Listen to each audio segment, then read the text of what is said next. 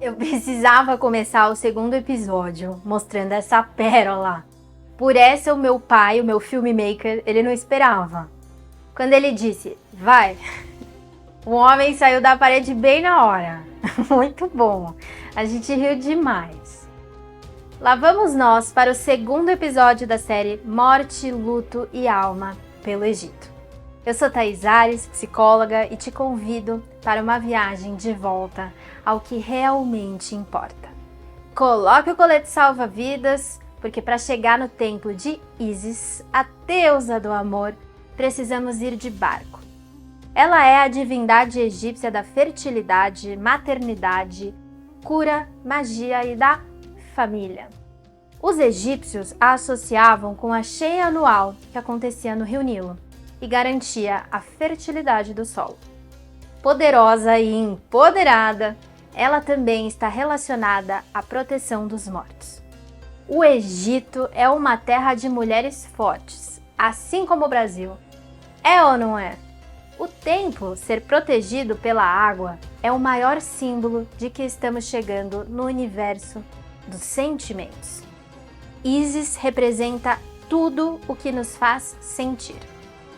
A água simboliza a fluidez que precisamos ter em nossas mentes para lidar com os fatos da vida e dissolve as tantas durezas que insistimos em carregar no peito.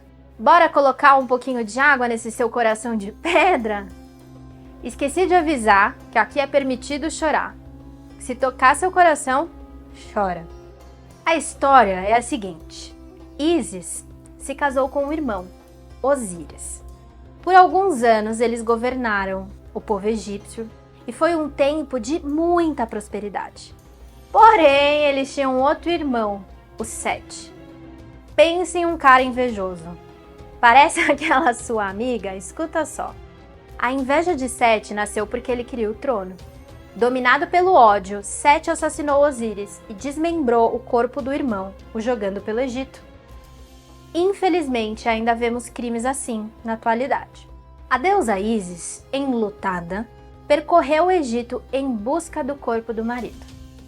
Após encontrar, o ressuscitou. Foi assim que Osíris se tornou o governante do mundo dos mortos. Ter o corpo do morto para que se faça um ritual de despedida já era importante lá na época dos faraós. Os antigos egípcios sabiam lidar com a morte como ninguém.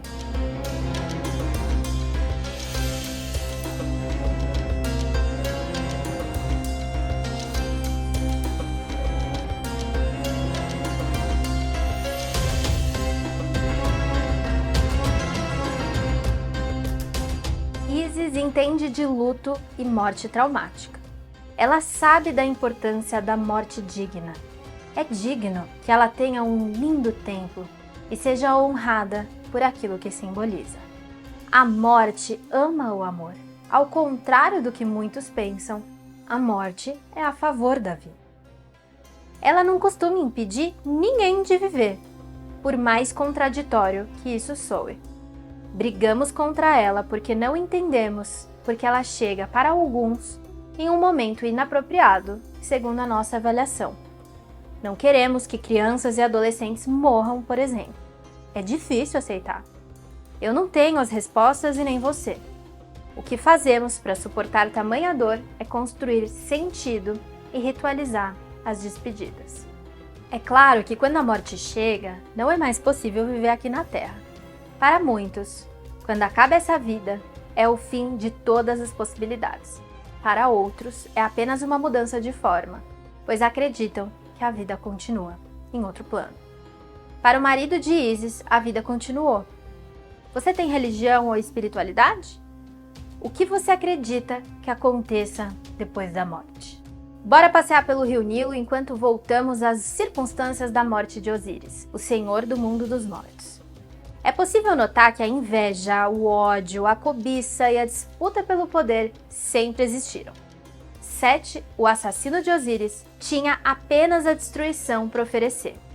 Porém, Ísis tinha o amor para dar, e a sua força restaurou uma história de horror, tornando o casal ainda mais unido e poderoso. Sabemos o quanto é difícil permanecer inundados de amor quando a violência vem. Parece que a esperança termina e os sonhos acabam. É importante ficar junto de quem a gente ama e pedir ajuda.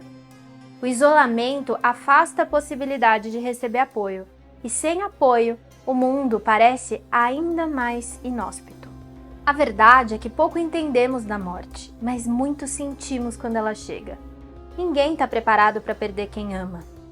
No dia 6 de setembro de 2023, o Jornal Nacional mostrou um homem, gaúcho, afetado pela enchente causada por um ciclone, dizendo que se as buscas dos corpos dos familiares dele não fossem feitas, ele mesmo entraria no rio para oferecer um enterro digno para quem ama. Isso é luto, amor, dor, profunda dor e dignidade. A força do amor faz com que as pessoas cumpram os rituais para os mortos que nem sempre são fáceis de tolerar. Foi televisionado em rede nacional um enlutado dizendo que faria o que Isis fez, como conta a mitologia egípcia. Isso diz sobre a força da alma humana. O amor e a morte não nasceram hoje. Não são mercadorias descartáveis.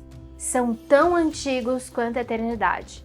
Soberanos em um mundo em constante mudança. Ninguém mata nem o amor, nem a morte. Osíris morreu, Ísis ficou. Viveu de frente para a beleza, porque o seu marido jamais pintaria seu céu de cinza e queimaria suas flores. O belo sempre ajuda quem está com o coração ferido, e as flores são fundamentais. O Senhor da Morte não quer destruir a vida. Somos mortais, a morte faz parte. Somos nós que insistimos nesse pensamento dual, onde separamos vida e morte. Dói. A viuvez dói, perder um filho dói, perder um irmão dói, perder os pais dói. O luto é um processo doloroso, mas natural.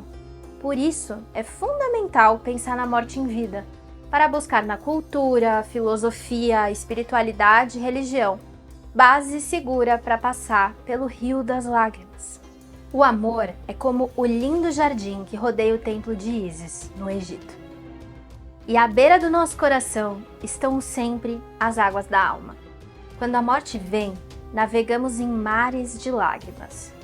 Lágrimas que, por vezes, são compostas de dor e alegria, simultaneamente. O luto, ele não tem padrão ou regra. É individual para cada pessoa e devemos respeitar isso. Brasileiro adora julgar o luto alheio. E falo isso porque os próprios enlutados se queixam com frequência dos julgamentos.